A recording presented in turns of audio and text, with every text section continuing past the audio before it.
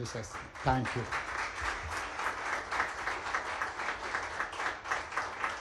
హైదరాబాద్ నగరం ప్రపంచ ముఖ చిత్రంలో ఒక ప్రధానమైన నగరంగా గుర్తింపు పొందడానికి అది కొద్ది రోజులో, కొద్ది నెలలో, కొద్ది సంవత్సరాలు కష్టపడితే నిర్మించిన నగరం కాదు ఈ నగరం. ఈ నగరం 430 సంవత్సరాల క్రితం కులీ కుతుబ్ షాయిల నుంచి మొదలు పెడితే నిజాం వరకు హైదరాబాద్ నగరాన్ని నిర్మించడం జరిగింది. ఆ తర్వాత నిజాం బ్రిటిషర్స్ కలిసి రెండవ నగరం సికింద్రాబాద్ని నిర్మించడం జరిగింది. మళ్ళీ మా మంత్రి శ్రీధర్ బాబు గారు చెప్పినట్టు శ్రీ రాజీవ్ గాంధీ గారి దేశంలో సాంకేతిక నైపుణ్యమే నిరుద్యోగ సమస్యకు పరిష్కారం. ప్రపంచంతో పోటీ పడాలంటే భారతదేశం సాంకేతిక నైపుణ్యం సంపాదించాలి అని చెప్పి దేశానికి కంప్యూటర్ని పరిచయం చేసింది. ఆ కంప్యూటర్ని పరిచయం చేసిన క్రమంలోనే శ్రీ రాజీవ్ గాంధీ గారి నిర్ణయం మేరకు ఆంధ్రప్రదేశ్లో ఆనాటి ముఖ్యమంత్రి నేదురుమల్లి జనార్దన్ రెడ్డి గారు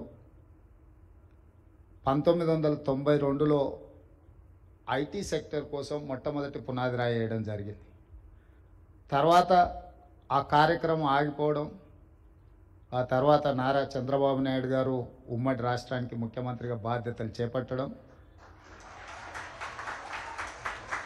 వారు ఖచ్చితంగా ఆంధ్రప్రదేశ్ యొక్క నిరుద్యోగ సమస్య, రాష్ట్రం యొక్క ఆదాయం పెంచుకోవాలి అనంటే వ్యవసాయం ఒకటే సరిపోదు, సాంకేతిక నైపుణ్య రంగంలో రాణించాలి అని చెప్పి హైటెక్ సిటీని నిర్మించడం జరిగింది.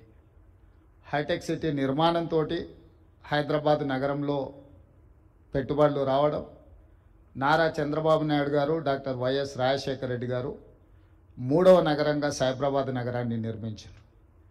ఈరోజు హైదరాబాద్ని 3 నగరాలుగా చూడొచ్చు. హైదరాబాద్ నగరం, సికింద్రాబాద్ నగరం, సైబరాబాద్ నగరం, ఔటర్ రింగ్ రోడ్, అంతర్జాతీయ ఎయిర్పోర్ట్, ఐటీ కంపెనీలు, ఫార్మా రంగము, ఇట్లా ప్రతి రంగంలో హైదరాబాద్ రాణించడం వల్ల ఈరోజు ప్రపంచ స్థాయిలో మన తెలంగాణ రాష్ట్రానికి, హైదరాబాద్ నగరానికి ఒక గొప్ప గుర్తింపు వచ్చింది.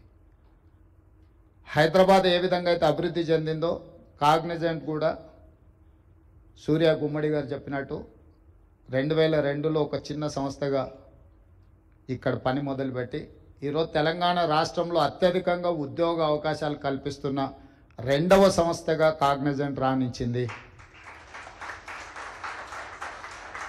భారతదేశంలో టాటాలతో పోటీ పడగలిగిన శక్తి సామర్థ్యం తెలంగాణ రాష్ట్రంలో టాటాలతో పోటీ పడి నిరుద్యోగ సమస్యకు పరిష్కారం చూపిస్తున్న సంస్థ కాగ్నిజెంట్ సంస్థ. ఈరోజు లక్షలాది మంది తెలంగాణలో చదువుకుంటున్న ఇంజనీరింగ్, నాన్ ఇంజనీరింగ్ స్టూడెంట్స్కి ఉద్యోగ ఉపాధి అవకాశాలు వస్తున్నాయి అని అంటే కంటిన్యూస్గా కులీ కుతుబ్ షాయి నుంచి మొదలు పెడితే